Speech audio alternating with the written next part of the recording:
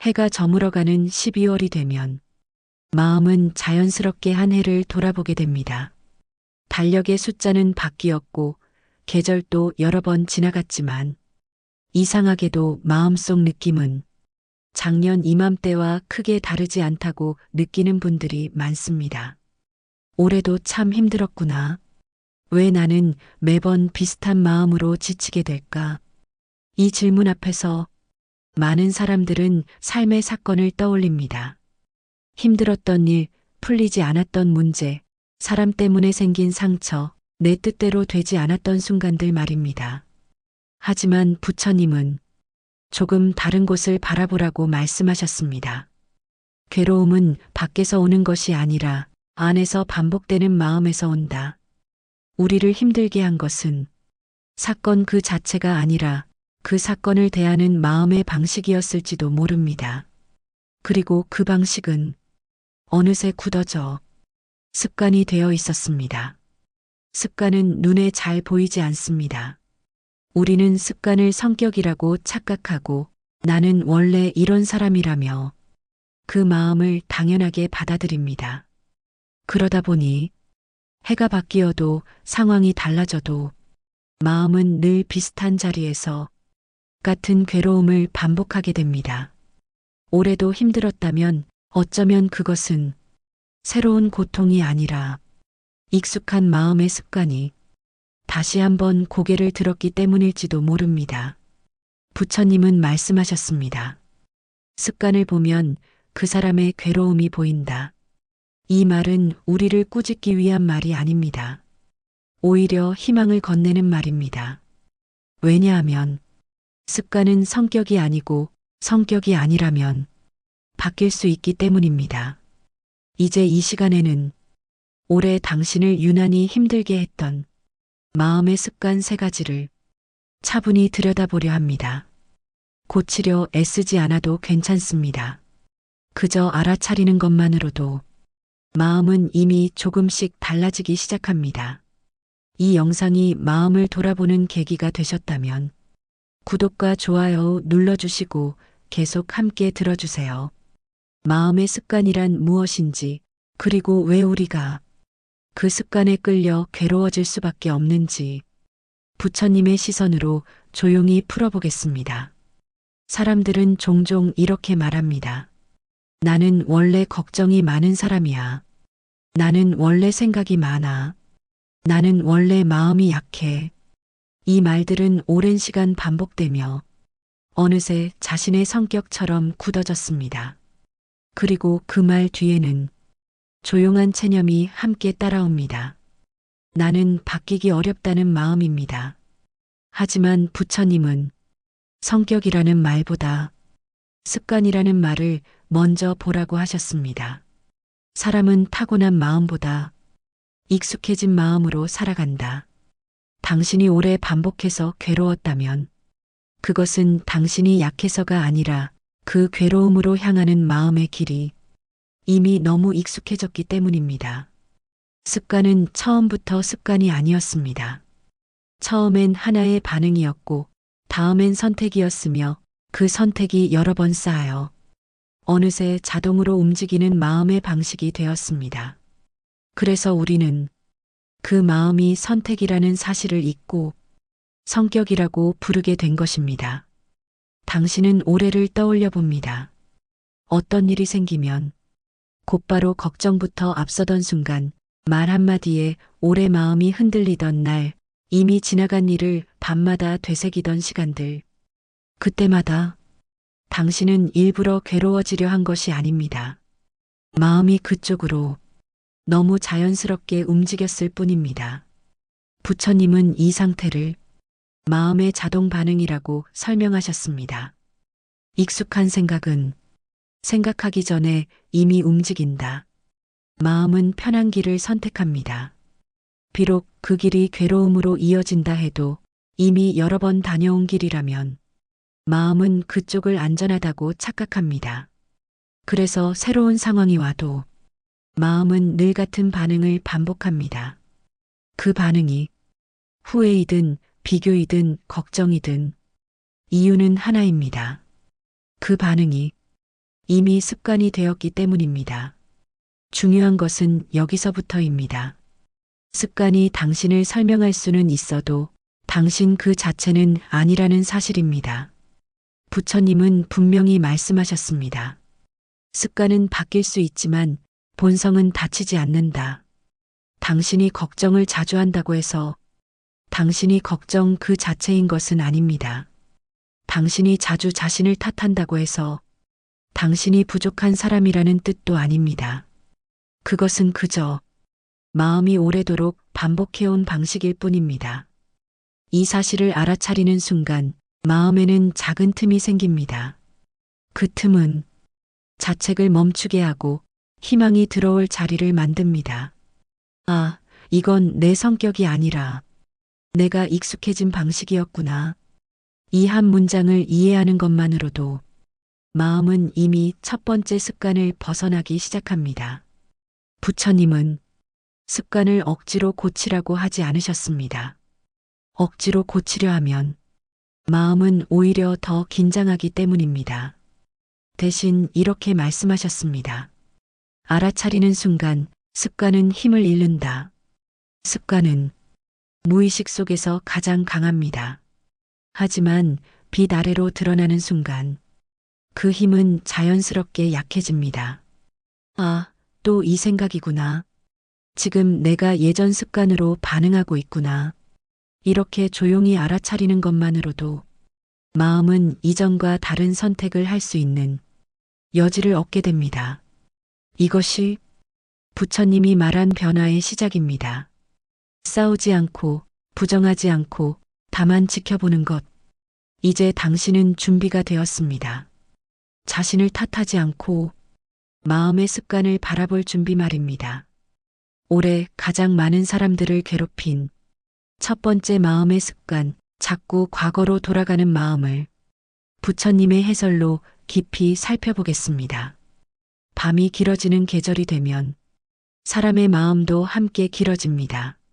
조용한 시간 속에서 이미 끝난 장면들이 다시 떠오르기 시작합니다. 그때 내가 왜 그랬을까? 그 말을 하지 말았어야 했는데 조금만 달랐더라면 인생이 바뀌지 않았을까? 올해 당신의 마음도 이 질문들 앞에 여러 번 멈춰 섰을 것입니다. 하지만 부처님은 말씀하셨습니다. 과거는 다시 오지 않지만 마음은 스스로 그곳으로 돌아간다. 괴로움의 원인은 과거에 있지 않습니다. 과거는 이미 제 자리를 떠났습니다. 괴로움은 끝난 일에 마음이 계속 머무는 습관에서 시작됩니다. 당신이 괴로운 이유는 그 일이 아직 아파서가 아니라 마음이 그 장면을 계속 다시 열어보고 있기 때문입니다. 많은 분들이 이렇게 말합니다. 나는 반성하는 중이야. 다음에는 그러지 않으려고 돌아보는 거야. 그러나 부처님은 반성과 집착을 분명히 구분하셨습니다. 배움이 없는 되새김은 지혜가 아니라 괴로움이다. 진짜 반성은 한번 돌아보고 마음을 앞으로 옮깁니다.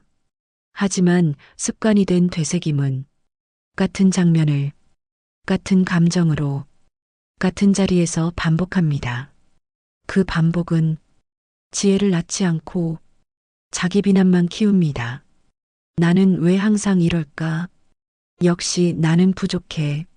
이 말들이 과거의 장면과 결합되면 마음은 점점 더 무거워집니다.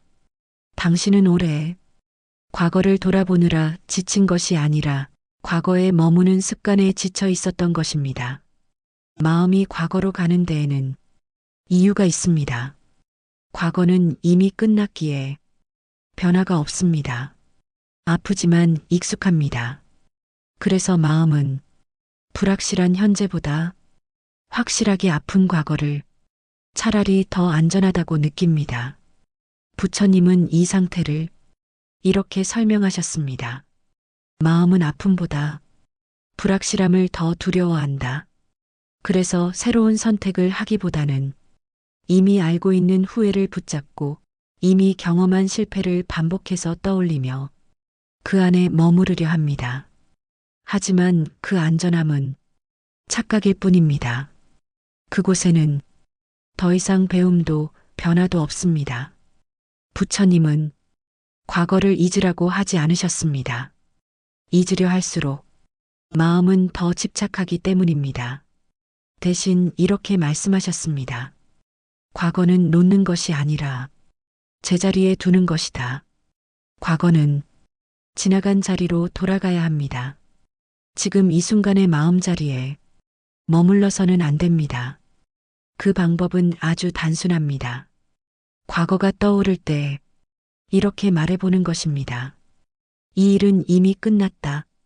지금의 나는 그때의 내가 아니다. 이 말은 과거를 부정하는 말이 아니라 현재로 돌아오는 문장입니다. 그 문장을 여러 번 반복하다 보면 마음은 서서히 현재의 자리를 기억하기 시작합니다. 과거에 머무는 습관이 조금씩 느슨해질수록 당신은 느끼게 됩니다. 숨이 조금 편해졌다는 것, 오늘 하루가 전보다 덜 무겁다는 것, 사소한 일에도 마음이 덜 흔들린다는 것. 이것이 과거를 내려놓은 사람이 가장 먼저 느끼는 변화입니다. 부처님은 말씀하셨습니다. 현재에 머무는 자만이 괴로움에서 벗어난다. 과거는 당신을 정의하지 않습니다.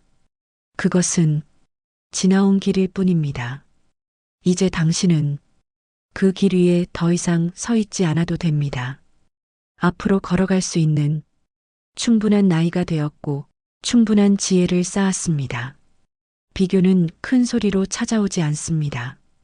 누군가의 성공 소식을 들었을 때, TV 속 인물의 삶을 바라볼 때, 혹은 가까운 사람의 근황을 들었을 때, 비교는 아주 조용히 마음에 스며듭니다.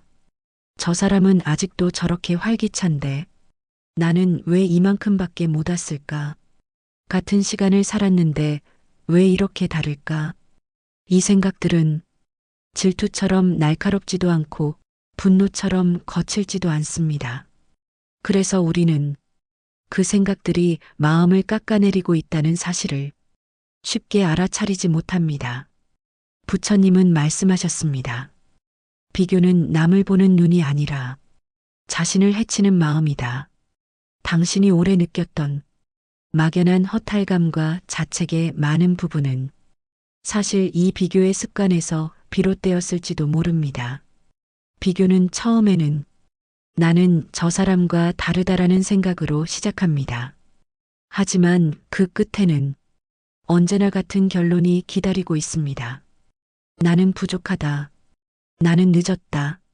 나는 실패한 쪽에 가깝다. 비교는 나와 남을 나란히 세워놓는 것처럼 보이지만 실은 이미 결론을 정해놓은 재판과 같습니다. 그 재판에서 판결을 받는 사람은 늘 자기 자신입니다. 부처님은 이 마음을 아주 단순한 말로 설명하셨습니다. 자신을 낮추는 자는 이미 마음을 다치게 했다. 우리는 종종 겸손과 자기 비난을 혼동합니다. 하지만 겸손은 자신을 깎아내리는 것이 아니라 자신을 있는 그대로 보는 지혜입니다. 비교는 겸손이 아니라 스스로를 작게 만드는 습관이었습니다. 젊을 때의 비교는 더 잘해보자는 마음으로 자신을 몰아붙이는 경우가 많습니다. 하지만 나이가 들수록 비교는 점점 다른 모습으로 다가옵니다. 이제 와서 내가 뭘 더 할 수 있을까? 나는 이미 기회를 놓친 건 아닐까? 저 사람은 잘 마무리하는데 나는. 이 비교는 희망보다는 체념을, 도전보다는 포기를 불러옵니다. 부처님은 시간에 대한 집착을 이렇게 말씀하셨습니다. 늦었다는 생각이 사람을 가장 먼저 늙게 만든다. 비교는 시간을 기준으로 자신을 재단하게 만듭니다. 하지만 삶에는 모두에게 같은 속도표가 존재하지 않습니다. 각자의 인연과 흐름이 있을 뿐입니다. 당신의 삶은 누군가의 삶보다 늦지도 빠르지도 않습니다. 그저 당신의 길을 당신의 속도로 걸어왔을 뿐입니다. 부처님은 비교를 멈추라고 명령하지 않으셨습니다. 대신 시선을 바꾸라고 하셨습니다. 남을 보는 눈으로 자신을 보지 말라. 비교가 시작되는 순간 당신은 이미 자신의 기준을 잃고 타인의 삶을 기준으로 삼고 있습니다. 그때 이렇게 마음속으로 말해보는 것입니다. 저 사람의 길과 나의 길은 다르다. 나는 내 인연을 살고 있다.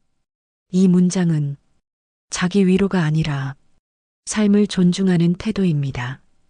비교의 시선을 타인에게서 떼어 자신의 발걸음으로 돌릴 때 마음은 다시 제자리를 찾기 시작합니다.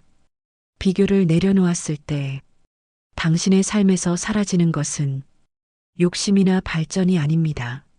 사라지는 것은 쓸데없는 자책과 스스로를 깎아내리던 습관입니다.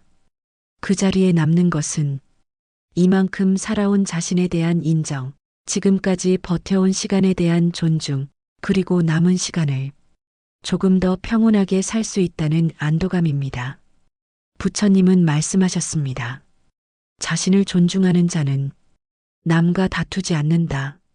비교가 사라질수록 마음은 조용해지고 삶은 훨씬 단순해집니다.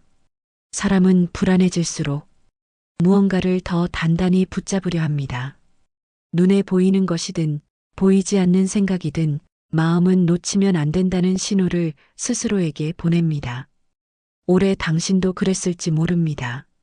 앞날이 선명하지 않을수록, 상황이 뜻대로 풀리지 않을수록, 몸과 마음이 예전 같지 않다고 느낄수록 마음은 더 조급해지고 그 조급함 속에서 무언가를 꼭 쥐고 있으려 했습니다. 이만큼은 지켜야 해. 이것만은 잃으면 안 돼. 지금 이걸 놓으면 더 불안해질 거야. 그러나 부처님은 아주 단순하지만 깊은 말씀을 남기셨습니다. 불안은 붙잡음에서 자라고 평안은 내려놓음에서 자란다. 불안한 마음은 붙잡고 있기 때문에 생기는 것이 아니라 붙잡고 있음으로써 더 커지고 있었던 것입니다. 우리는 흔히 불안의 원인을 밖에서 찾습니다. 경제, 건강, 관계, 미래, 나이. 하지만 부처님은 불안의 뿌리를 아주 분명하게 짚으셨습니다. 통제할 수 없는 것을 통제하려 할 때 마음은 무너진다. 당신이 불안했던 순간들을 떠올려 보십시오. 그 순간들에는 공통점이 있습니다. 내 힘으로는 어찌할 수 없는 것들 앞에서 마음이 더 조급해졌다는 점입니다. 사람의 마음, 시간의 흐름, 나이 들어가는 몸, 이미 지나간 선택의 결과, 이 모든 것은 통제의 대상이 아닙니다. 그럼에도 우리는 통제하려 애쓰며 마음을 혹사시켜 왔습니다. 불안은 미래 그 자체 때문이 아니라 미래를 내 뜻대로 만들고 싶어 하는 마음의 집착에서 비롯됩니다. 그래서 불안해질수록 마음은 더 움켜집니다. 마치 손에 힘을 주면 안전해질 수 있을 것처럼 말입니다. 손에 모래를 쥐고 있다고 상상해 보십시오. 힘을 주면 줄수록 모래는 손가락 사이로 더 빨리 빠져나갑니다. 불안한 마음도 이와 같습니다. 붙잡을수록 더 불안해지고 더 불안해질수록 더 집착하게 됩니다. 계획대로 가야 하는데, 이렇게 흘러가면 안 되는데, 왜 마음대로 안 될까? 이 반복 속에서 마음은 점점 숨쉴 공간을 잃습니다. 불안은 해결되지 않고 오히려 생활 전체로 번져갑니다. 부처님은 이 상태를 아주 명확하게 표현하셨습니다. 붙잡음은 불을 끄려는 손짓이 아니라 불에 기름을 붓는 행위다. 당신은 오래 불안을 없애려 애썼지만 사실은 불안을 더 키우는 습관 속에 머물러 있었을지도 모릅니다. 이 깨달음은 자책이 아니라 깊은 이해로 이어져야 합니다. 우리는 누구나 불안 앞에서 그렇게 반응하도록 마음이 길들여져 있기 때문입니다. 부처님은 불안을 없애려 하지 말라고 하셨습니다. 없애려는 순간 불안은 더 강해지기 때문입니다. 대신 이렇게 말씀하셨습니다. 불안이 왔을 때 그 곁에 앉아라. 이 말은 불안과 싸우지 말고 불안을 쫓아내려 하지 말고 그저 그 감정을 알아차리라는 뜻입니다. 불안이 올라올 때 이렇게 마음속으로 말해보는 것입니다. 아, 지금 불안이 있구나. 미래를 걱정하는 마음이 올라왔구나. 이 짧은 문장은 불안을 해결하지는 않지만 불안과 나를 분리시켜 줍니다. 불안은 나가 아니라 나에게 일어난 상태임을 알게 해주기 때문입니다. 그 순간 마음은 조금 느슨해지고 붙잡고 있던 손에 아주 미세한 여유가 생깁니다. 불안을 내려놓는다는 것은 모든 것을 포기하는 것이 아닙니다. 그저 지금 이 순간을 조금 더 믿어보는 일입니다. 지금 당장은 괜찮다. 오늘 하루는 살아낼 수 있다. 모든 답을 지금 가질 필요는 없다. 이 문장들은 불안을 억누르는 말이 아니라 마음에 숨쉴 공간을 만들어주는 말입니다. 부처님은 말씀하셨습니다. 지금 이 순간을 믿을 수 있을 때 미래는 더 이상 적이 아니다. 당신은 이미 많은 시간을 살아냈고 수많은 불안을 지나왔습니다. 그 사실만으로도 지금의 당신은 미래를 감당할 힘을 지닌 사람입니다. 불안해질수록 더 붙잡으려 했던 마음을 이제는 조금 풀어주어도 됩니다. 그 내려놓음 속에서 마음은 비로소 자연스러운 평안을 회복하게 됩니다. 우리는 마음이 힘들 때마다 스스로에게 이렇게 말하곤 합니다. 이제는 좀 고쳐야지. 이런 생각 좀 하지 말아야지. 왜 아직도 이 버릇을 못 버릴까? 하지만 부처님은 마음의 습관에 대해 단 한 번도 억지로 고쳐라라고 말씀하지 않으셨습니다. 그 대신 이렇게 말씀하셨습니다. 보이면 이미 놓이고 있다. 부처님의 가르침에서 가장 자주 오해되는 부분이 바로 이것입니다. 우리는 수행이 참고 버티고 고치는 일이라고 생각하지만 부처님이 말한 수행은 알아차림에 더 가까웠습니다. 왜냐하면 마음의 습관은 의지가 약해서 생긴 것이 아니라 너무 오래 반복되어 자동으로 작동하게 되었기 때문입니다. 자동으로 움직이는 것을 의지로 막으려 하면 마음은 더 긴장하고 그 긴장 속에서 습관은 오히려 더 강해집니다. 지금까지 살펴본 세 가지 마음의 습관을 다시 떠올려 봅니다. 1. 자꾸 과거로 돌아가는 마음. 2. 남과 비교하며 스스로를 깎아내리는 마음. 3. 불안해질수록 더 붙잡는 마음. 겉모습은 달라 보이지만 이 세 가지에는 하나의 공통된 뿌리가 있습니다. 그 뿌리는 바로 지금 이 순간을 견디지 못하는 마음입니다. 과거로 가는 습관은 지금의 나를 마주하기가 버거워서이고 비교하는 습관은 지금의 나를 그대로 받아들이기 어려워서이며 붙잡는 습관은 지금 이 순간이 불안해서 생겨납니다. 부처님은 이 지점을 아주 단순한 말로 정리하셨습니다. 괴로움은 지금을 떠날 때 생긴다. 마음이 지금에 머무르지 못하고 과거로 타인에게로 미래로 흩어질 때 습관은 힘을 얻습니다. 그렇다면 이 세 가지 습관을 멀어지게 만드는 방법은 아주 분명해집니다. 바로 지금으로 돌아오는 연습입니다. 지금 이 순간의 숨, 지금 느껴지는 몸의 감각, 지금 마음속에 올라와 있는 생각을 판단 없이 바라보는 것. 부처님은 이것을 아주 간단히 이렇게 표현하셨습니다. 지금 보고, 지금 듣고, 지금 느껴라. 과거 생각이 올라올 때, 아, 과거로 가고 있구나. 비교가 시작될 때, 아, 지금 나를 재단하고 있구나. 불안이 올라올 때, 아, 미래를 붙잡고 있구나. 이렇게 이름 붙여주는 것만으로도 마음은 자동 반응해서 한 걸음 물러납니다. 그 물러남이 습관이 끊어지는 유일한 틈입니다. 부처님 수행의 핵심은 마음을 바꾸는 것이 아니라 마음과의 거리를 바꾸는 것입니다. 생각이 떠오르지 않게 하는 것이 아니라 그 생각에 완전히 끌려가지 않게 되는 것. 습관은 내가 그 생각이다라고 믿을 때 가장 강하지만 내게 이런 생각이 지나가고 있다고 볼 때 자연스럽게 힘을 잃습니다. 이 차이는 아주 작아 보이지만 삶 전체를 바꿉니다. 부처님은 말씀하셨습니다. 생각은 구름이고 너는 하늘이다. 구름을 없애려 하지 않아도 하늘은 맑아질 수 있습니다. 마찬가지로 마음의 습관을 없애려 애쓰지 않아도 당신의 본래 평온은 이미 그 자리에 있습니다. 습관이 완전히 사라지는 순간을 기다릴 필요는 없습니다. 부처님은 그런 완벽을 요구하지 않으셨습니다. 대신 습관에 덜 끌려가는 순간, 조금 빨리 알아차리는 순간, 그만큼만 변화가 일어나도 그것으로 충분하다고 하셨습니다. 과거 생각에 덜 오래 머무는 하루, 비교를 조금 빨리 멈추는 하루, 불안을 조금 덜 붙잡는 하루, 그 하루들이 쌓이면 어느 순간 당신은 이렇게 느끼게 됩니다. 예전만큼 힘들지 않다. 마음이 예전보다 덜 흔들린다.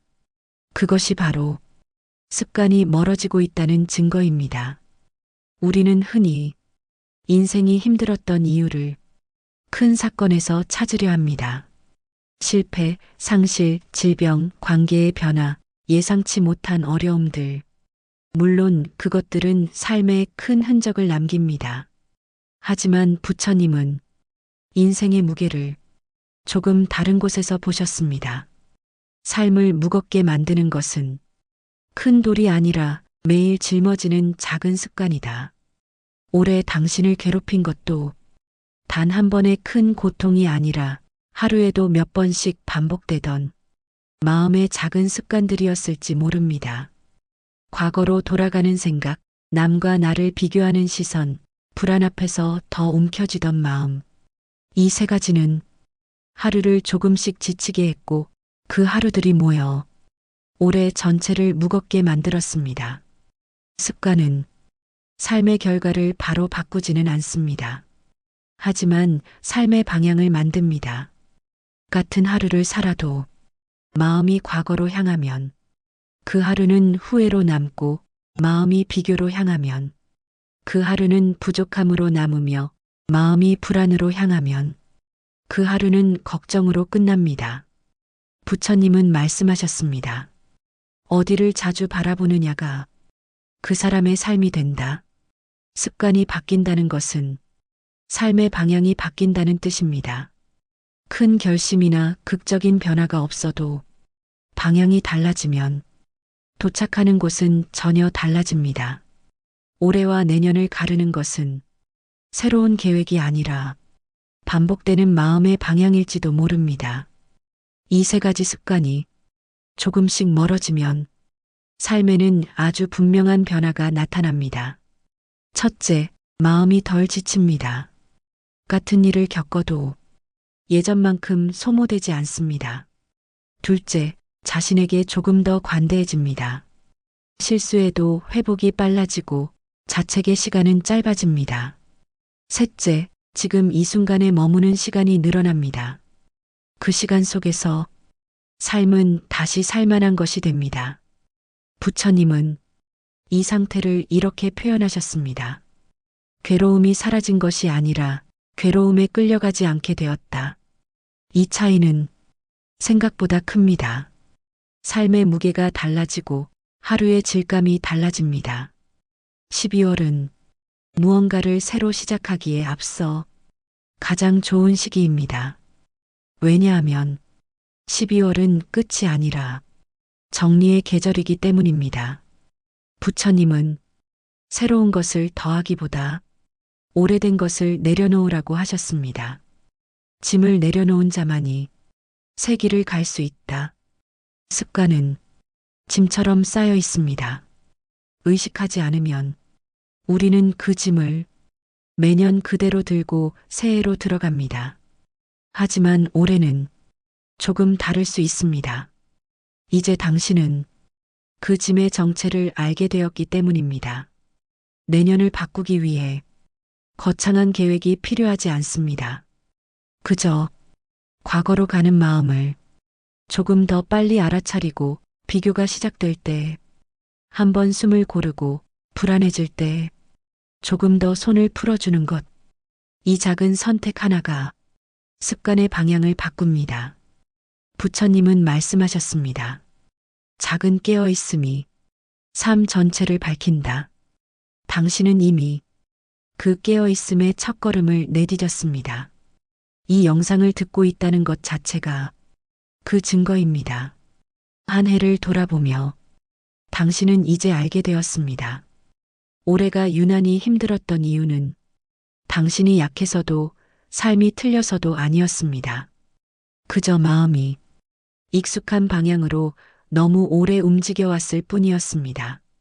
자꾸 과거로 돌아가던 마음, 남과 자신을 비교하며 스스로를 작게 만들던 마음, 불안해질수록 더 움켜쥐려 하던 마음. 이 세 가지는 당신의 성격이 아니라 당신이 오랫동안 반복해온 마음의 습관이었습니다. 부처님은 말씀하셨습니다. 사람은 괴로움을 타고나지 않는다. 괴로움에 익숙해질 뿐이다. 그리고 익숙해진 것은 반드시 바뀔 수 있습니다. 습관을 억지로 없애지 않아도 괜찮습니다. 싸우지 않아도 괜찮고 다짐하지 않아도 괜찮습니다. 그저 알아차리는 순간이 한 번 더 늘어나고 붙잡는 시간이 조금 짧아지고 자신을 바라보는 눈이 조금 더 부드러워지는 것. 그것이면 충분합니다.